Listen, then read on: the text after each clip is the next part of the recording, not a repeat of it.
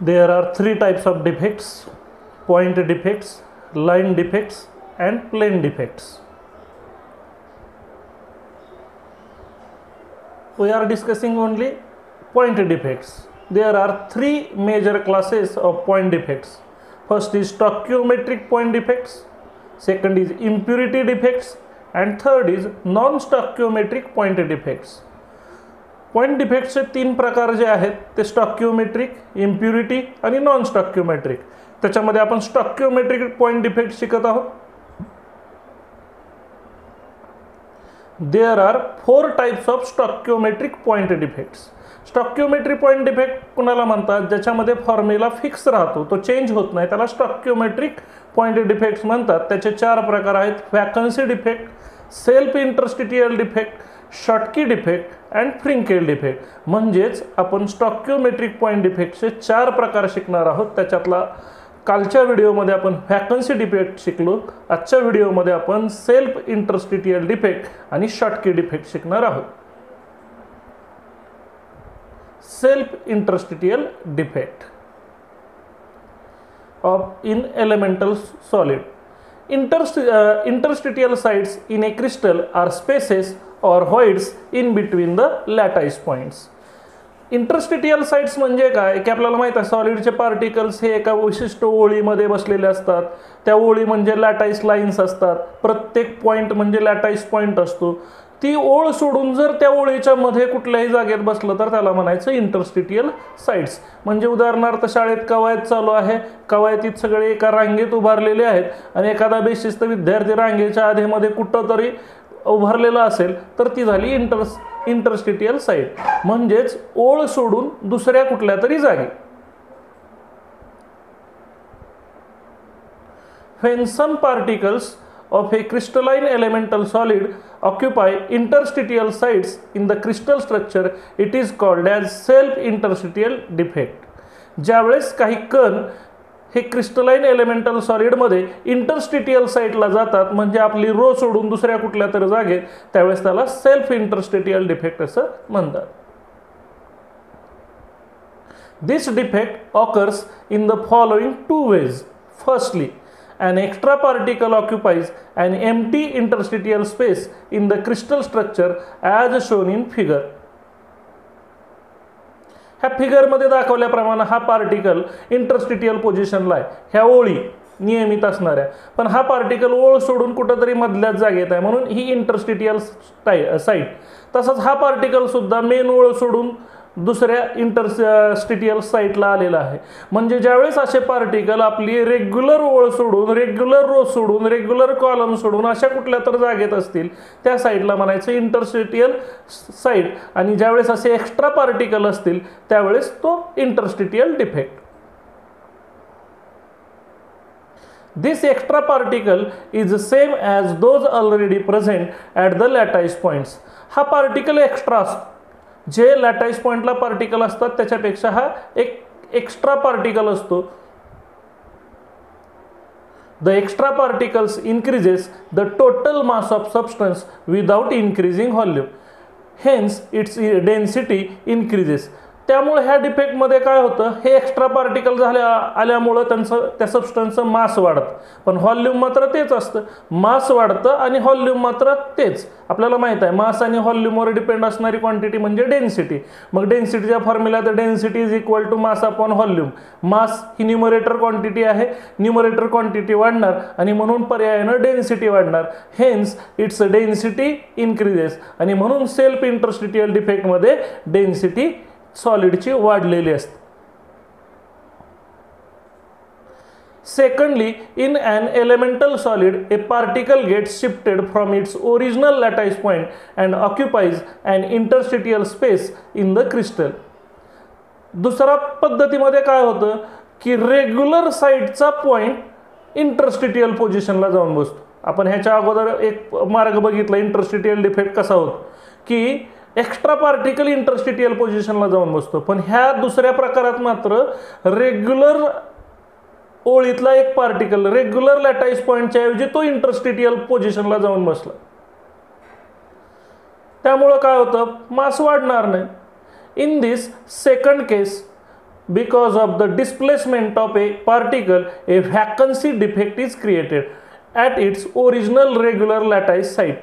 At the same time, interstitial defects results at its new position. ह्याच्यामुळे आता दोन प्रकारचे डिफेक्ट तयार झाले. एका रेग्युलर पॉईंटनं आपली जागा सोडली, ती जागा रिक्त झाली म्हणून तो व्हॅकन्सी डिफेक्ट झाला, आणि त्या लॅटाईस पॉईंटनं त्या पार्टिकलनं इंटरस्टिटियल पोझिशन ऑक्युपाय केली म्हणून इंटरस्टिटियल डिफेक्ट झाला. म्हणजे व्हॅकन्सी डिफेक्ट पण एकाच वेळी आणि इंटरस्टिटियल डिफेक्ट पण एकाच वेळेस. In this defect, there is a combination of vacancy defect and self-interstitial defect. This defect preserves the density of the substance because there is neither loss nor gain in mass of a substance. ह्या प्रकारामध्ये कुठलाही particle extra आलेला नाही, आहे तोच particle vacant जागा करून इंटरस्टिटियल पोझिशनला गेला. त्यामुळे पार्टिकलची संख्या वाढलेली नाही, त्यामुळे मास वाढणार नाही, आणि मास वाढणार नाही त्यामुळे अशा प्रकारच्या डिफेक्टमध्ये डेन्सिटी पण वाढणार नाही, डेन्सिटी जशीच्या तशी राहील. आपण आता तिसरा डिफेक्ट शिकत आहोत स्टॉकिओमेट्रिक पॉइंट डिफेक्टचा, तो म्हणजे Schottky defect. In an ionic solid, equal number of cations and anions are missing from their regular positions in the crystal lattice, creating vacancies as shown in figure 1.15. ह्या फिगरमध्ये बघा, आपल्याला माहित आहे सॉलिड, आयोनिक सॉलिडमध्ये कॅटायन्स आणि अनायन्स असतात. अनायन साईजनं मोठा असतो. मग हे कॅटायन्स आणि अनायन्स एकाड एक असे बसलेले असतात आणि त्यांची संख्या अगदी सेम टू सेम असते, कारण न्यूट्रॅलिटी त्यांना मेंटेन करायची असते. पण होतं का, अशा काही डिफेक्टिव्ह सॉलिडमध्ये काही कॅटायन्स आपली जागा सोडतात. बघा इथं ॲनायनची व्हॅकन्सी आहे, म्हणजे ॲनायननं आपली व्हॅकंट जागा व्हॅकंट ठेवलेली आहे, आणि इथं कॅटायननं जागा व्हॅकंट ठेवली आहे. म्हणजे ज्यावेळेस एखादा ॲनायन मिसिंग असेल, आपोआपच एक कॅटायन सुद्धा मिसिंग राहणार, कारण त्यांना काय मेंटेन करायचे, इलेक्ट्रिकल न्यूट्रॅलिटी. आणि त्यामुळं equal number of cations and anions are missing from their regular positions. It means that a vacancy created by a loss of cation is always accompanied by a vacancy formed by a loss of anion. म्हणजे अशा प्रकारच्या डिफेक्टमध्ये, Schottky डिफेक्टमध्ये जर कॅटायनची जागा vacant राहिली तर आपोआपच एका ॲनायनची जागा व्हॅकंट राहणार. Thus there exist two holes per ion pair lost, one created by missing cation and the other by a missing anion. Such a paired cation anion vacancy defect is a Schottky defect. म्हणजेच तिथं नेहमी दोन holes एका ions pair बरोबर lost होणार. एक कशामुळं, कॅटायनमुळं, आणि दुसरं जे होल क्रिएट झालंय ते ॲनायनमुळं. असं जे पेअर्ड कॅटायन आणि ॲनायनच्या व्हॅकन्सी असते त्याच्यामुळं जो डिफेक्ट क्रिएट होतो त्याला शॉटकी डिफेक्ट म्हणतात. म्हणजे थोडक्यात तो व्हॅकन्सी डिफेक्ट आहे, पण कुणामुळं क्रिएट झालेला, एका जोडीमुळं कॅटायनच्या आणि ॲनायनच्या. Conditions for the formation of Schottky defect. Schottky defect तयार होण्यासाठी काय कंडिशन्स आवश्यक असतात. Schottky defect is found in ionic compounds with the following characteristics. हा शॉटकी डिफेक्ट नेहमी आयोनिक कंपाऊंडमध्येच दिसणार, कारण आयोनिक कंपाऊंडमध्येच पार्टिकल हे आयन्स असतात, कॅटायन आणि ॲनायन. पण तो कोणत्या प्रकारच्या आयोनिक कंपाऊंडमध्ये दिसून येतो, ज्यांच्याकडे फॉलोइंग कॅरेक्टरिस्टिक्स आहेत अशाच आयोनिक कंपाऊंडमध्ये शॉटकी डिफेक्ट दिसून येतो. बघूया कोणत्या अटी आहेत. High degree of ionic character. त्या कंपाऊंडची डिग्री, आयोनिक कॅरेक्टर त्याची डिग्री हाय असली पाहिजे. High coordination number of anion. Small difference between size of cation and anion. The ratio radius of cation to radius of anion is not far below unity. म्हणजे Schottky defect अशा ionic सॉलिडमध्ये दिसून येतो ज्यांच्यामध्ये ionic कॅरेक्टरची degree जास्त असते. म्हणजे ionic character जास्त असतं, त्यांच्याकडे कोव्हॅलंट कॅरेक्टर नसायला पाहिजे. जे जास्त आयोनिक कॅरेक्टरवाले आयोनिक कंपाऊंड असतात त्यांच्यामध्येच शॉटकी डिफेक्ट दिसून येतो. आणखी कोणामध्ये दिसून येतो, ज्याच्यामध्ये ॲनायनचा कोऑर्डिनेशन नंबर जास्त असतो. म्हणजे ॲनायन च्या भोवती असणाऱ्या पार्टिकलची संख्या जास्त असायला पाहिजे, त्यावेळेस तो शॉर्टकी डिफेक्ट आपल्याला दिसून येतो. त्याचबरोबर आणखीन एक तिसरी महत्त्वाची अट आहे की हा शॉर्टकी डिफेक्ट कधी दिसून येतो, ज्यावेळेस कॅटायनच्या आणि ॲनायनच्या रेडियसमध्ये थोडासाच डिफरन्स पाहिजे. आपल्याला माहिती आहे ॲनायन हा साईजने अतिशय मोठा असतो आणि कॅटायन स्मॉल असतो, पण असा शॉर्टकी डिफेक्ट अशाच आयोनिक सॉलिडमध्ये दिसून येतो ज्याच्यात कॅटायन आणि ॲनायनच्या रेडियसचा रेशो अगदी सेम टू सेम असेल, म्हणजेच नियर युनिटी. जर त्यांची किंमत दोघांच्या रेडियसची सारखी असेल तरच त्यांचा रेशो युनिटी येईल, म्हणजेच रेडियस ऑफ कॅटायन आणि radius of anion nearly about same असतील अशा आयोनिक सॉलिडमध्ये शॉर्टकी डिफेक्ट आपल्याला दिसून येईल. Consequences of Schottky defect. Schottky डिफेक्टमुळे काय परिणाम झाले? As the number of ions decreases, mass decreases.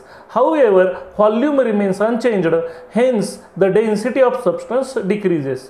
बघा, आयन्स कमी झाले, एक कॅटायन गेला त्याच्याबरोबर एक ॲनायन गेलं, आपोआपच पार्टिकल मिसिंग आहेत, त्यामुळे मास कमी होणार. मास कमी होणार, व्हॉल्यूम मात्र आहे तेच राहणार. मग आपल्याला माहिती आहे डेन्सिटी मास आणि व्हॉल्यूमवर डिपेंड आहे, ज्याच्यात मास न्यूमरेटरला आहे, व्हॉल्यूम डिनॉमिनेटरला. न्यूमरेटरचा फॅक्टर डिक्रीज होतोय म्हणून डेन्सिटी सुद्धा डिक्रीज होणार, म्हणजेच मास डिक्रीज होतोय म्हणून डेन्सिटी डिक्रीज होते Schottky डिफेक्टमध्ये. The number of missing cations and anions is equal. The electrical neutrality of the compound is preserved. This defect is found in ionic crystals such as NaCl, AgBr and KCl. कॅटायनची आणि ॲनायनची संख्या equal असते, म्हणजे एक cation miss झाला की लगेच तेवढेच ॲनायन miss होणार. म्हणजे समजा 10 कॅटायन मिस झाले की 10 ॲनायन मिस होणार. कॅटायनची आणि ॲनायनची मिसिंगची संख्या सारखी असल्यामुळं इलेक्ट्रिकल न्यूट्रॅलिटी कंपाऊंडची जशीच्या तशी राहते. आणि हा डिफेक्ट अशा आयोनिक क्रिस्टलमध्ये आढळून येतो. त्याचे काही एक्झाम्पल्स आपल्याला दिले आहेत. NaCl म्हणजे सोडियम क्लोराईड, AgBr म्हणजे सिल्वर ब्रोमाइड, KCl म्हणजे पोटॅशियम क्लोराईड, की ज्यांच्यात कॅटायनचे आणि ॲनायनचे साईजमध्ये जास्त काही डिफरन्स नाही, रेडियस अगदी नियरली सेम आहेत, ज्यांचा radius to cation to radius to ॲनायनचा रेशो नियरली युनिटी आहे. असे जे काही आयोनिक सॉलिड आहेत यांच्यामध्ये हा शॉर्टकी डिफेक्ट दिसून येतो. थँक्यू.